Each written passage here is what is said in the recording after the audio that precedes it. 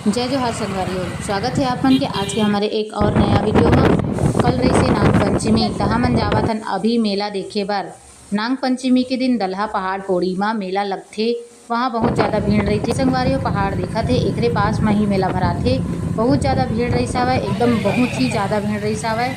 बहुत ज़्यादा भीड़ होए के कारण हमन अंदर मेला में नहीं गए। हमन मेला के थोड़ा दूर से ही वापस आ गए हमन। कब ये देखो संगवारियों, बहुत ज़्यादा भीड़ हवय। ये अभी मेला के थोड़ा पहली ही है, मेला के पास नहीं पहुँचे हन अभी। रास्ता में तो इतना भीड़ रही सब, फिर अंदर मेला अंदर जाए में तो बहुत ज़्यादा भीड़ रही सब। देखर से फिर हमन वापस आ गए। हमन काबर के शाम हो गई से वापस आए ना, फिर पानी वानी गिर जाती से नाम से हमन आ गए हमन। पेड़ वगैरह बहुत ज़्यादा हवय, थी बर थोड़ा सा जंगल टाइप हवय। ये देखो संगवारी बहुत ज़्यादा मस्त पहाड़ एकदम मस्त दिखत है। एकर पास में जाते ना तो और मस्त लगती है। मंदिर भी है ओकर पास में, लेकिन हमन नहीं जा पाए हैं तो वापस आके हमन थोड़ा सा फोटो वगैरह खिंचा लिए।